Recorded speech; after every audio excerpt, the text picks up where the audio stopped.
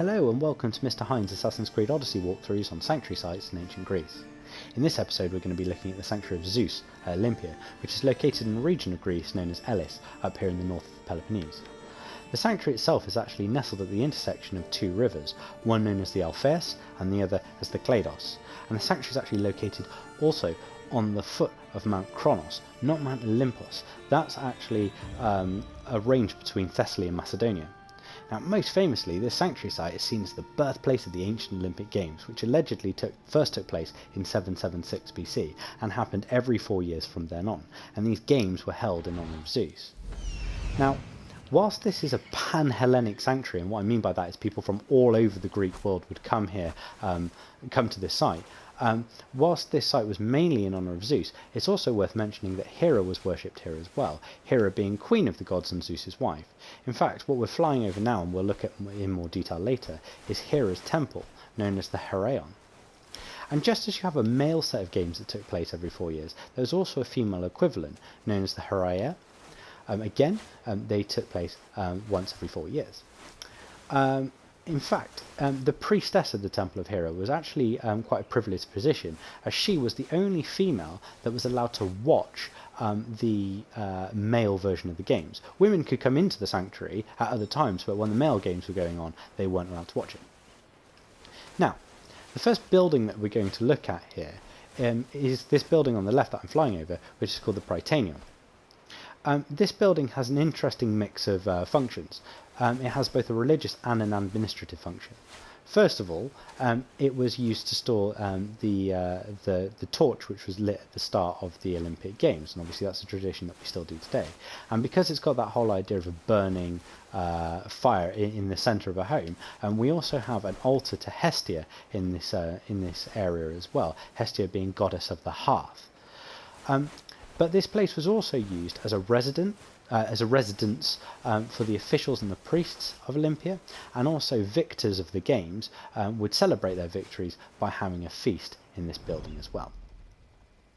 Now, when we move away from the Prytaneon, the next building that we come to is going to be the Gymnasium, and this is exactly what you'd expect. It's a place for athletes to exercise before their games, and the main athletes that would be working out in this location here would be mainly people taking place in combat events such as wrestling, boxing, or the Pankration. And the Pankration is that event kind of like UFC today, where the only rules were no biting and no gouging.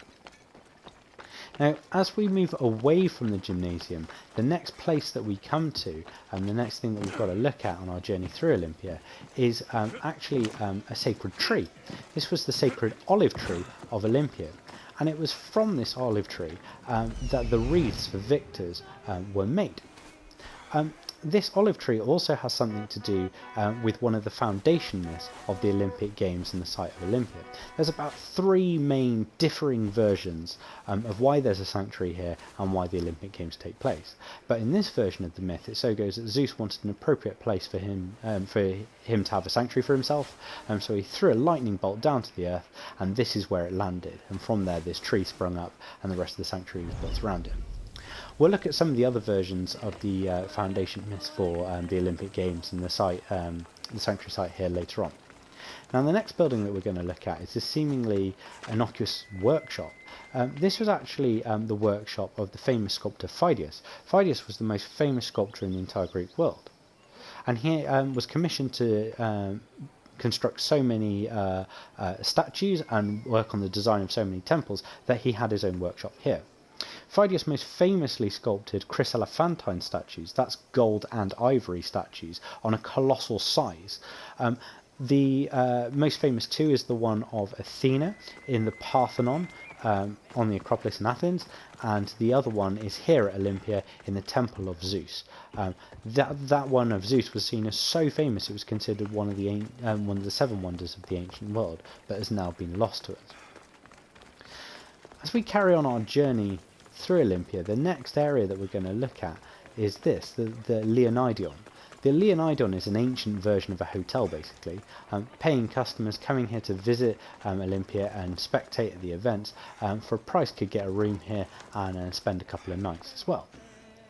It's called the Leonidion because it was made by the architect Leonidas of Naxos. That's not the same Leonidas that obviously fought in the Battle of Thermopylae. Now, as we've been walking around this site, what you'll notice is that we've been looking at buildings that have varying different functions, both religious, administrative and sporting. And whilst it's easy to get swept up in all the festivities of the Olympic Games that took place here, it's important to remember that everything that happens at this site was held in honour of Zeus. So while there's a lot of people having fun and celebrating and getting involved in the games, this is all meant to be in honour of King of the Gods, Zeus. The next area that we come to is known as the Hippodrome, and whilst there's people running around it in the game here, this was actually the racetrack used for chariot racing and other horse racing type events. And it was chariot racing was one of the highlights of the ancient Olympic Games. The reason for that is obviously because it was so dramatic and so fast paced. And as you can see here, you've got the seating built into the natural bank of the hill there, and the track that goes around here with the central barrier which the chariot racers are trying to get turn around really tight on the inside track to get that quick line. There were two types of chariots that would race around this track. One was known as a biga, and that was a 2-horse chariot, and the other was known as the quadriga, and that's a 4-horse chariot. But it wasn't just horses that raced around tracks at Olympia, and where I'm running over to now is an area known as the Stadion. It's where we get our the English word stadium from. The Stadion is where the foot race, known as a stade, would take place. Stade is actually a length of measurement. It's about 192 metres. And from this location here, competitors would race all the way down this track in the direction of the Temple of Zeus over there to see who was the fastest. And obviously the winner crowned with the olive wreath. And it was at this event, actually, in pride of place, that the priestess of Hera could actually sit and observe the game, the race. Also, the game has it here that the Pancration, that total power wrestling, no rules wrestling, took place in this location here, and that would make sense rather than it taking place in the gymnasium, because you have the bank of seating up there, and as it was such a popular sport, it makes sense that you'd want maximum visibility for that to take place. As we move away from the Stadion, we then come up to this terrace over here, and on this terrace lots of city-states have decided to build their treasuries. Now you might ask why a city-state would house their treasury at a sanctuary site. On the face of it, it seems like a good idea, because it would actually be seen as sacrilegious and illegal for an army to march in here and pillage any of these treasuries, so it's a safe place to keep your money. But you're not keeping a state's fund in this area. Instead, what city-states are doing, they're building these almost temple-like buildings and housing their votive offerings to Zeus, and maybe even Hera as well, and keeping them safe at the location of where they're being dedicated to. As we see in front of the terrace as well, we also have these statues, and these are statues of Zeus. They're called Zanes, and these were actually fines. Anybody caught cheating in their event were punished, and they had to pay for one of these statues to be commissioned in order to atone for their sin of either bribing the judges or deliberately losing in one of their matches. Now the next building that we come to, that we've flown over previously, is this Temple of Hera. This is actually one of the oldest buildings in this site. It was built in about 590 BC, and it goes by the name sometimes as the Heraion. And it's a pretty good example of a typical Greek temple. It's Doric, and what I mean by that is the columns are quite thick and wide, heavy set, and on the top you don't have those scrolls at the top, but instead you just have this flat base. Above it you also have what's known as a Doric frieze, and that is to say you have these square slabs that were sculpted and they were broken up by these triglyphs here. The square slabs are called metopes, and then you have the triglyphs that break up each one. Above this you also have a sculpted pediment that fills up this triangular gabled roof, and then you have the rest of the temple. Now, as I said, it's a very good example of a typical Greek temple, because it also in a porchway called a pronaos, that pretty much most Greek temples had. And then you have the inner room here called the naos. Inside the naos would also be a cult statue to the god or goddess, and there we have our cult statue to Hera. Sometimes temples also had a back porch known as an opisthedomos as well. The next area that we come to is just outside the Temple of Hera, and this is a little grove and sanctuary, sort of smaller, almost mini sanctuary to the hero Pelops, and this is called the Pelopeon. Now, Pelops is an interesting figure in mythology, and he has something to do with another version of the foundation myths of the Olympic Games. The story goes that Pelops wanted to marry the king of Elis's daughter. The king of Elis was known as Oenomaus, and his daughter was known as Hippomeia. And the king said that only if you beat me in a chariot race can you marry my daughter. Pelops backed himself to do this, but was a little bit worried, so he decided to replace one of the pins in Oenomaus's axle in his chariot with wax. And as the race got started, the wheel fell off. Oenomaus was thrown from his chariot, and Pelops won the chariot race. But as a result, Oenomaus died from his injuries. So Pelops is actually seen as a bit of a murderer here. But he's still revered as a hero, and in celebration of winning Hippomeia's hand and the chariot race, this was seen as the start, the first sort of thing that happened to be the Olympic Games, and from then on they were expanded from this point. So that's our second mythological reason as to why there were games celebrated here. As we see from that site, as we move around here, we have a very interesting and unique monument to Olympia. What we're walking around now is actually the altar to Zeus, where the sacrifices in his honour would take place.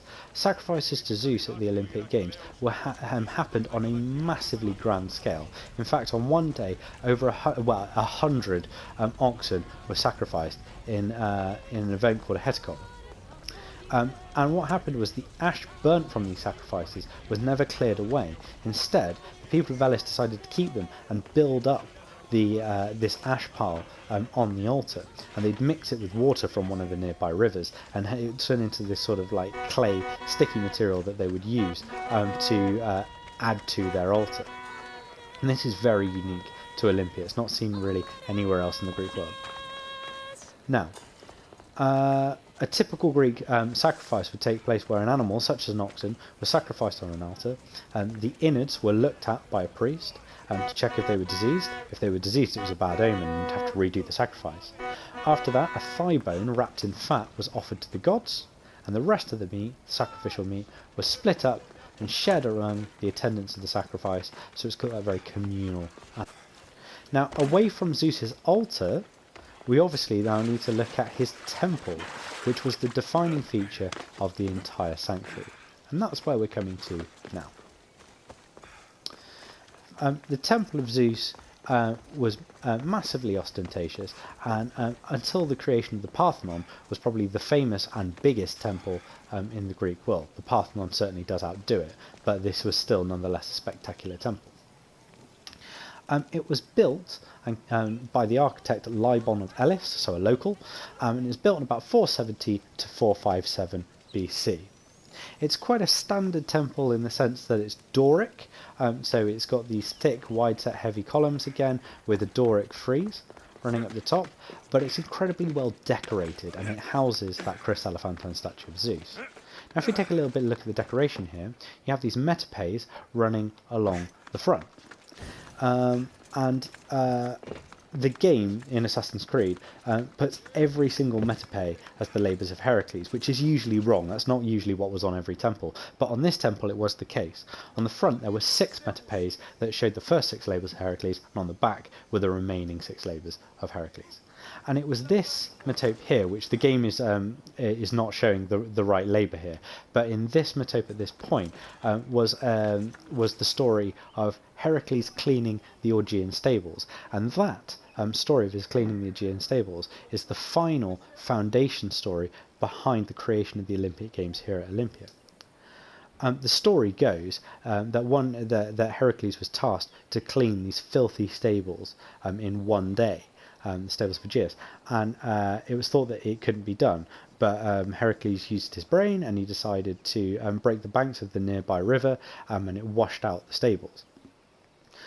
As a result of this, he passed his labour, and he was promised payment for doing so.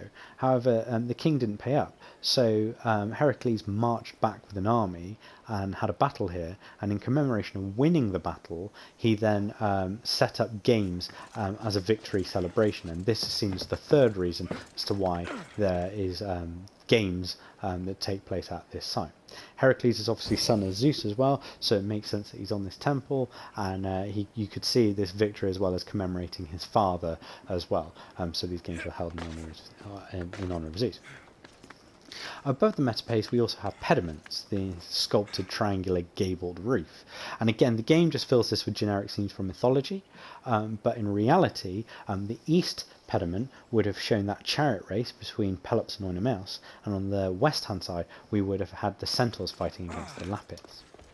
Now, the game puts a hole in the roof here, and I'm not sure that was part of the original design.